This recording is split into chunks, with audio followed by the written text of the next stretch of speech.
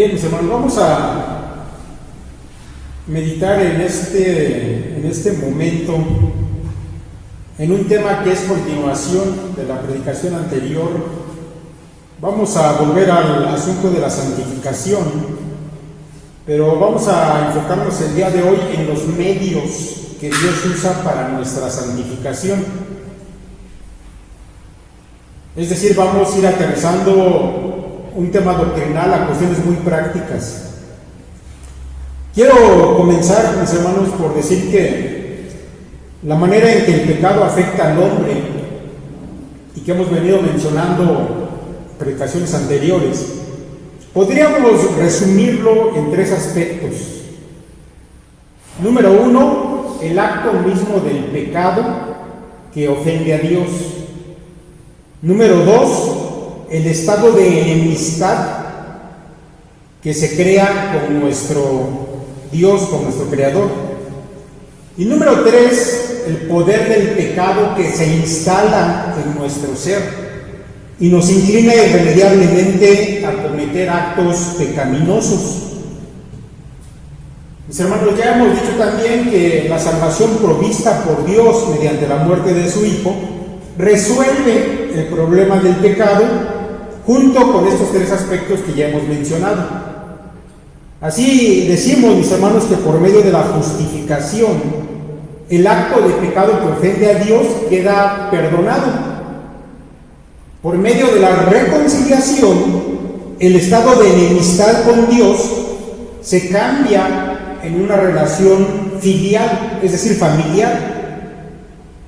Y finalmente, mis hermanos, el poder del pecado que opera en nosotros es contrarrestado por medio de la regeneración y del proceso de santificación.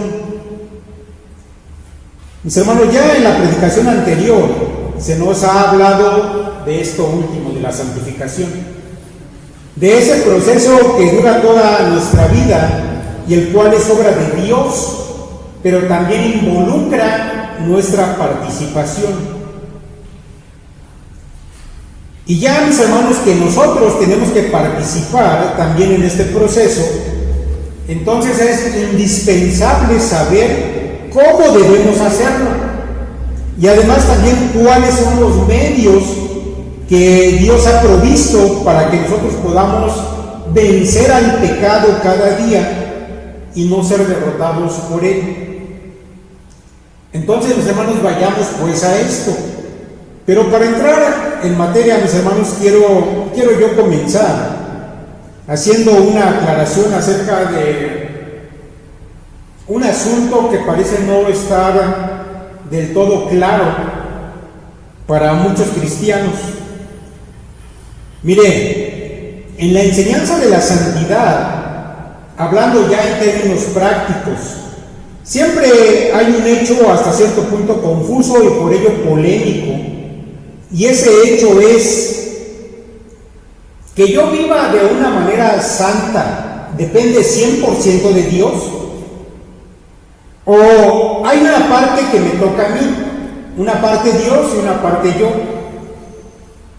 ¿O todo me toca realizarlo a mí y Dios ya no toma parte en nada de esto? Bueno, mis hermanos, quiero que vayamos a un pasaje bíblico, al pasaje de Filipenses capítulo 2, y bueno, espero que tengan ahí sus Biblias a la mano. Vayan por favor a este texto, sí quiero que lo estemos viendo, y vamos a hablar de él en varias ocasiones durante esta predicación, y quiero que entendamos por qué este asunto confuso, que no debería serlo tanto. Pero mire, si ya lo tiene, allí en el versículo 12 del capítulo 2 dice Pablo: por tanto, amados míos, como siempre habéis obedecido, no como en mi presencia solamente, sino mucho más ahora en mi ausencia, ocupaos en vuestra salvación con temor y temblor, porque Dios es el que en vosotros produce así el querer como el hacer por su buena voluntad. Haced todo sin murmuraciones y contiendas, para que seáis irreprensibles y sencillos, hijos de Dios sin mancha, en medio de una generación maligna y perversa, en medio de la cual resplandecéis como luminares en el mundo. Mis hermanos, la exhortación de Pablo a los filipenses es que se ocupen de su salvación, es decir, de esa parte de la vida práctica que también se conoce como santificación. Y Pablo deja en claro que se está refiriendo a eso cuando habla de ser irreprensibles y de no tener mancha, y en cambio estar separados de una generación perversa. Y él dice, ustedes tienen que ocuparse de eso, pero también Pablo declara que es Dios el que produce el querer como el hacer esa buena voluntad o esa santa voluntad. Ahora, ¿cómo deberíamos entender esto para fines prácticos? Porque parece que hay una contradicción aquí.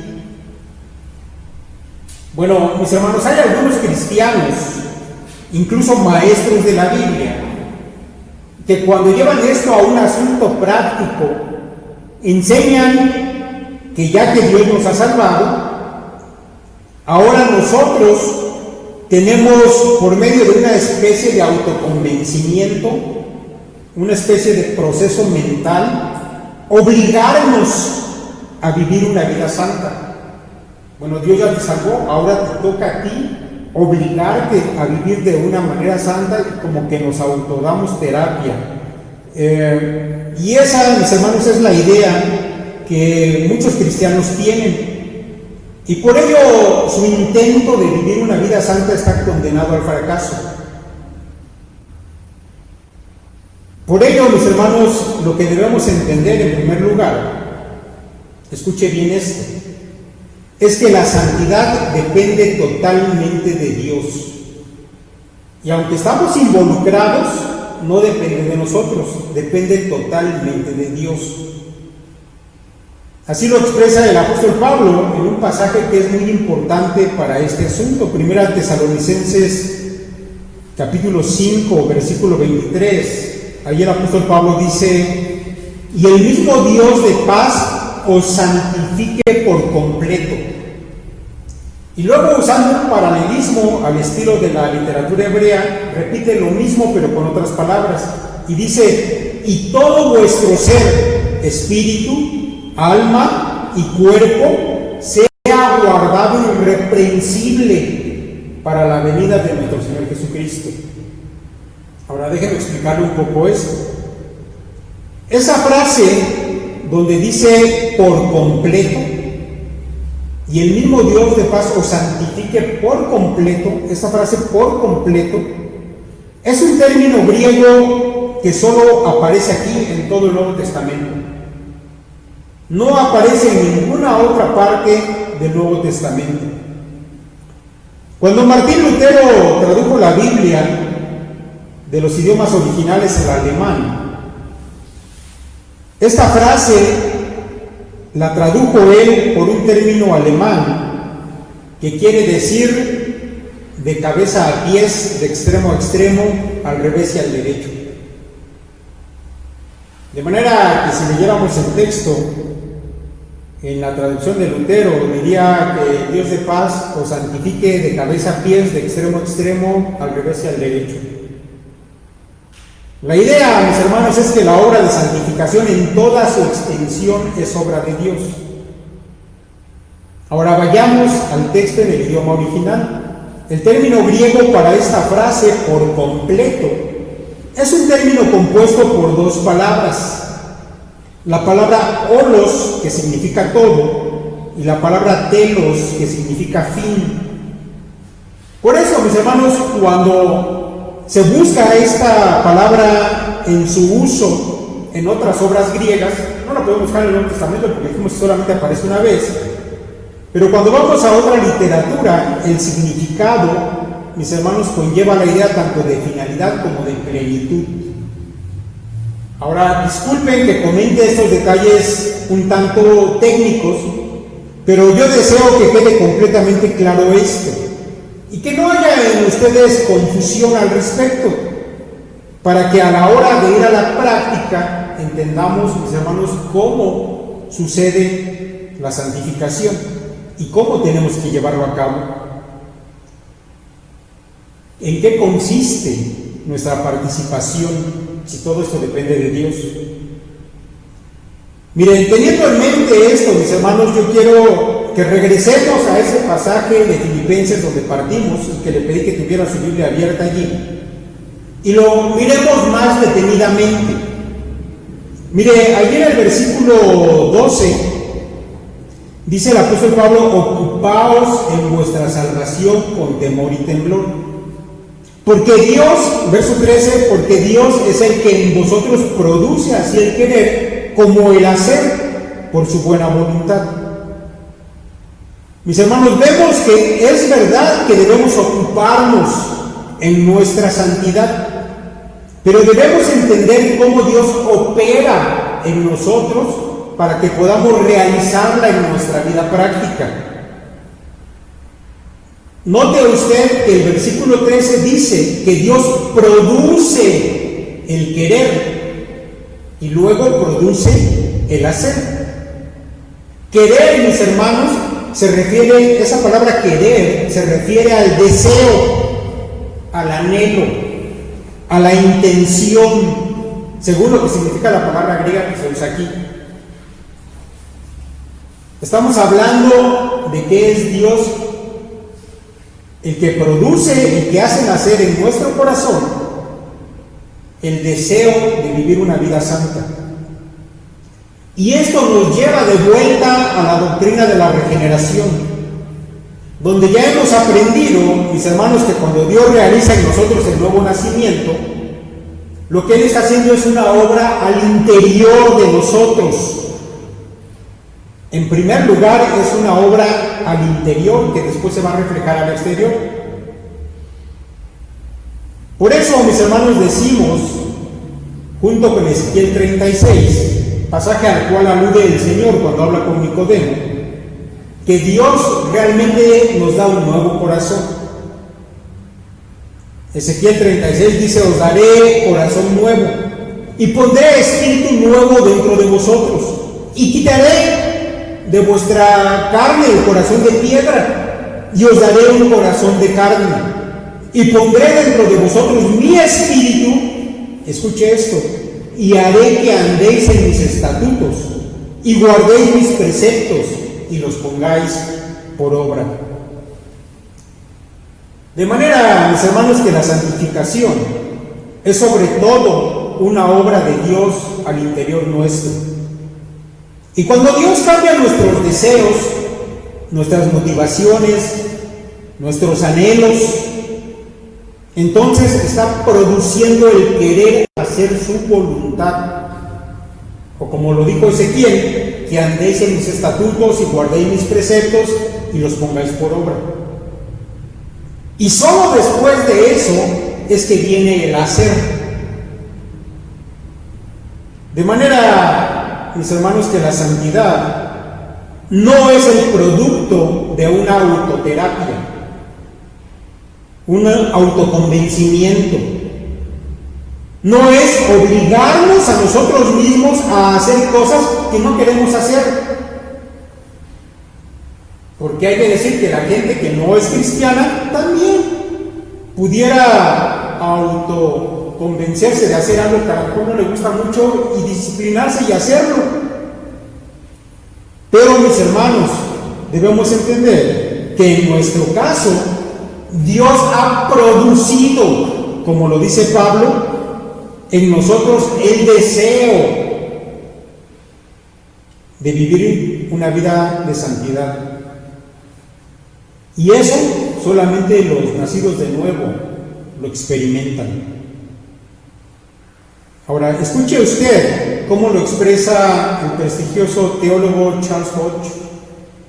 Dice él: la santificación no consiste exclusivamente en una serie de nuevos actos de bondad. Es hacer que el árbol sea bueno con el fin de que el fruto también lo sea. Implica un cambio esencial de carácter, como la regeneración no es un acto del sujeto de la obra, sino un nuevo nacimiento, una nueva creación, un avivamiento o comunicar nueva vida en el lenguaje de la Biblia. En su naturaleza básica, la santificación no son actos santos, sino tal cambio en el estado del alma que los actos pecaminosos se vuelvan más infrecuentes y las acciones santas cada vez más habituales y dominantes. De manera, mis hermanos, que la santificación es una obra totalmente divina. Y aunque nos involucra, lo hace de la manera que acabamos de explicar. John Murray, otro teólogo, hablando de cómo Dios opera y la participación que nosotros tenemos en esta vida de santidad, dice lo siguiente. Dice, la obra de Dios en nosotros no se detiene porque nosotros obremos. Tampoco es la relación estrictamente de cooperación, como si Dios hiciese su parte y nosotros hiciésemos la nuestra, de manera que la conjunción o coordinación de ambas produjese el resultado deseado. Dios obra en nosotros y nosotros también obramos, pero la relación consiste en esto: debido a que Dios obra, nosotros obramos. Toda obra realizada por nosotros y que nace de nuestra salvación es el resultado de Dios obrando en nosotros. Mis hermanos, una vez dicho esto, debemos hablar entonces de que el principal agente de nuestra santificación es Dios. Es Dios en la persona del Espíritu Santo. Él opera nuestra santificación o esa forma de vivir haciendo la voluntad de Dios, apartándonos del pecado. El principal agente es Dios mismo a través de la persona del Espíritu Santo. Es el Espíritu Santo quien opera en nosotros para producir esos nuevos deseos, ese nuevo corazón que nos lleva a vivir en santidad.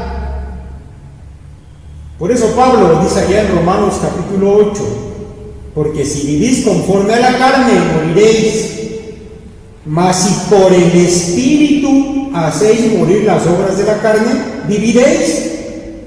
Porque todos los que son guiados por el Espíritu de Dios, esos son hijos de Dios. Ahora, mis hermanos, que tenemos esos nuevos deseos de buscar a Dios, de conocerlo más, de obedecerlo, de relacionarnos con Él, ahora sí debemos saber que Dios también ha provisto otros medios para ir logrando esto. Déjame mencionarle algunos de estos medios, no son todos, pero sí los más importantes. Por cuestión de tiempo, bueno, ya nos hicimos una lista muy grande, pero déjame mencionarle los principales medios que el Señor usa para que, mis hermanos, podamos ir siendo santificados en obediencia a esos deseos que Dios ha puesto en nuestro nuevo corazón. Número 1, la palabra de Dios. Número 2, la obediencia a la palabra de Dios. Número 3, la oración. Número 4, la comunión con la iglesia. Todos estos medios que Dios nos provee para santificación, mis hermanos, debemos usarlos de la manera correcta. Por ello quiero explicar que hay un principio esencial por el que actúan todos ellos para santificarnos. Estamos hablando de cosas prácticas, pero es necesario que le explique un poco esto para que utilicemos estos medios de la manera correcta. Porque, mis hermanos, realmente hay un principio que hace que cuando tú lees la palabra sea santificado. Ya escuchamos la palabra de nuestro Señor Jesucristo en un pasaje que leímos anteriormente de Juan 17. Santifícalos en tu verdad, tu palabra es verdad. Así que la palabra produce santificación, pero déjame decirle que no es la Biblia, el papel, la tinta, que solamente con tenerla en la mano ya usted es santo. No es así. El Espíritu Santo obra a través de la Biblia para producir esa santificación, pero hay un principio.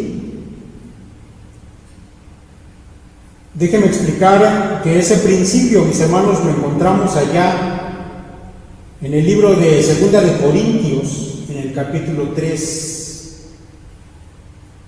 Le voy a pedir que si tiene oportunidad vaya a ese capítulo de 2 de Corintios ahí en su Biblia, porque vamos a profundizar un poquito en esto.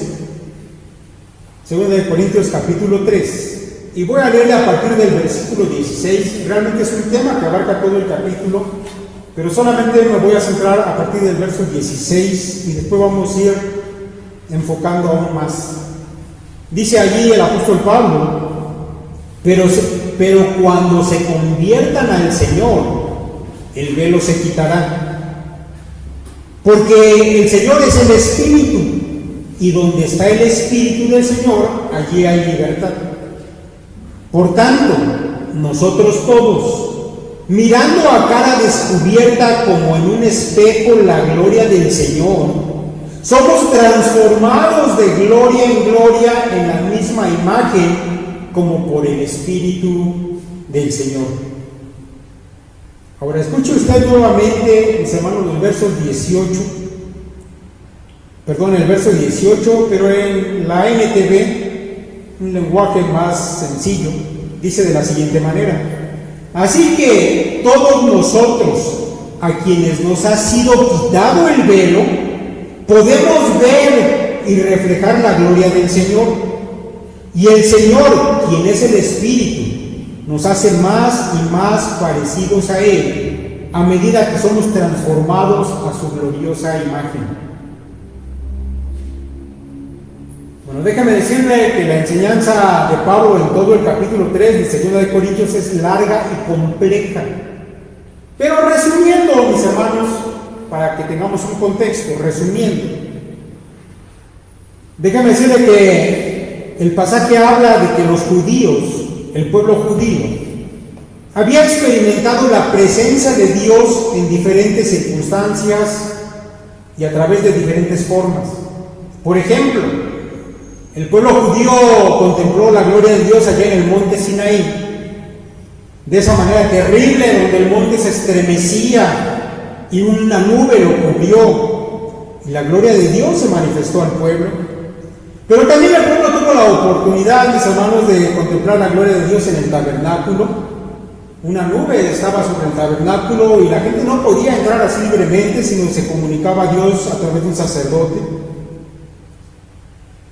Pero, mis hermanos, Pablo centra su atención en una forma peculiar en la que Dios manifestó su gloria al pueblo, y fue a través del rostro de Moisés, que resplandecía por esa gloria de Dios, que también se estaba manifestando al pueblo de esa manera.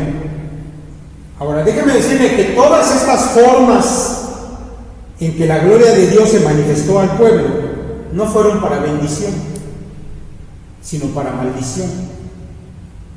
Porque todas estas formas lo que produjeron en el pueblo fue muerte. ¿Por qué? Porque ellos tenían un corazón endurecido y jamás pudieron contemplar cara a cara esa gloria de Dios, porque los hubieran matado en el instante. Tanto que incluso Pablo dice que Moisés tuvo que cubrir su rostro para no aniquilar a ese pueblo pecador. Pero ahora, escuche esto, porque aquí vamos a llegar al asunto que nos interesa, pero ahora, nosotros, dice Pablo, que ya hemos experimentado un cambio de corazón, dice que se ha quitado el velo, es una referencia metafórica a esto, ya hemos, mis hermanos, tenido una conversión o un nuevo nacimiento por el poder del Espíritu de Dios. Nosotros ahora sí podemos contemplar la gloria de Dios, y al hacerlo no morimos, sino que somos transformados en la semejanza de la gloria de Dios. Y esto es cada vez más y más conforme contemplamos esa gloria. Ahora, tal vez usted se esté preguntando, ¿cómo es que contemplamos esa gloria de Dios? Bueno, la respuesta, mis hermanos, es que en aquellos medios que Dios nos ha provisto, en los que podemos ver la perfección de los atributos morales de Dios, y los podemos ver libremente, y libremente nuestro corazón los desea, los anhela, y por eso no es difícil irnos transformando en la semejanza de la gloria de Dios, es decir, a la manera de los atributos morales de Dios. Es por esos medios, mis hermanos, que podemos contemplar su gloria. Ahora, déjenme explicarle esto de una manera más sencilla y darle un ejemplo, o varios ejemplos. Déjenme tomar como ejemplo el asunto de leer la Biblia. Mire, antes de nacer de nuevo, cuando tú leías la Biblia, había un velo que cubría tu entendimiento de las cosas espirituales. Y eso era debido a tu corazón endurecido y pecador, de manera que tú no podías entender la Biblia y tampoco podías contemplar en ella la santidad de Dios, el amor de Dios, la verdad de Dios, la paciencia de Dios, la misericordia de Dios, la justicia de Dios, etc. Y para ti solo era un libro aburrido, o tal vez algo peor, lo que simplemente daba evidencia de que tú estabas muerto espiritualmente. Pero ahora, cuando Dios te ha dado ese nuevo nacimiento y cambiado tu corazón, ese corazón duro y pecador ya ha sido removido y en su lugar hay un corazón de carne, sensible a Dios y a la voluntad de Dios. Y ahora cuando tú vas a la Escritura, sí puedes contemplar la gloria de Dios. Es decir, allí en las páginas de la Biblia, cuando vas al Antiguo Testamento ves esos atributos de Dios. Cuando vas al Nuevo, contemplas en la persona de Jesús su gloria, como dice Juan, y vimos su gloria. Cuando vas a las páginas de la Biblia haces eso mismo. Y cuando hablo de su gloria, mis hermanos, estamos hablando de esos atributos, es decir, su santidad, su amor, su verdad, su paciencia, su misericordia, su justicia, etc. Y el resultado de eso es que tu nuevo corazón desea esas virtudes, las ama. Tú quieres ser como tu Padre. Y Dios te concede que vayas siendo transformado en su semejanza. Cuando tú vas a la Escritura y la escudriñas y la deseas y la obedeces. De manera, mis hermanos, que la Biblia, la palabra de Dios, debe ser vista por nosotros de esa manera y no de otra. Y entonces se convierte en un instrumento divino para nuestra santificación. Ahora, eso mismo sucede con la oración. Porque, mis hermanos, en la oración tenemos una comunión con el Dios al que amamos y al cual queremos someter nuestra voluntad. Porque usted no debe olvidar que la oración no es un medio para pedir cualquier cosa que se nos antoje o que se nos haya ocurrido. La oración, mis hermanos, es el medio a través del cual alineamos nuestra voluntad con la voluntad de Dios. Y al hacer eso, mis hermanos, nuestro pensamiento es transformado, nuestra visión de las cosas cambia, nuestro deseo de obedecer se afirma, y todo ello nos acerca más a ser como nuestro Padre, de manera que también somos santificados por medio de la oración. Les recomiendo que vaya a alguna de las meditaciones anteriores y predicaciones anteriores donde ya hablamos de la oración. Mis hermanos, la comunión con la iglesia del Señor también es un medio que Dios usa para nuestra santificación. Porque somos alentados a ser como Cristo cuando escuchamos la exposición de la palabra de Dios. También, mis hermanos, por medio del testimonio de los hermanos, que a su vez están siendo transformados, y somos alentados, mis hermanos, a vivir esa transformación también. Pero cuando somos exhortados por los hermanos que nos conocen, con los que convivimos dentro de la congregación, y nos exhortan a vivir como Dios lo demanda, y a no salirnos del camino por el que debemos andar, toda esa influencia de vivir en esa comunidad que se llama la iglesia es para nuestra santificación. El escritor de Hebreos lo entendía de esa manera y lo expresa así, dice él: y considerémonos unos a otros para estimularnos al amor y a las buenas obras, no dejando de congregarnos como algunos tienen por costumbre, sino exhortándonos, y tanto más cuando veis que aquel día se acerca. Ya que vemos que el tiempo que Cristo va a regresar, deberíamos ocuparnos en nuestra salvación, en nuestra santificación. ¿Y cómo lo hacemos? Utilizando como medio congregarnos con la iglesia, exhortarnos, animarnos al amor y a las buenas obras. Está hablando de una vida santa. Por todo esto, mis hermanos, es importante que no dejes de estudiar la palabra cada día, que no dejes de orar cada día, que sigas siendo obediente a los mandatos de Dios, tal como tu nuevo corazón te lo dice, y que no dejes de congregarte, porque quiero que sepas que está probado, lo hemos visto muchas veces, que cuando un cristiano se aparta de estas cosas, de estos medios que Dios nos ha dado, se estanca espiritualmente.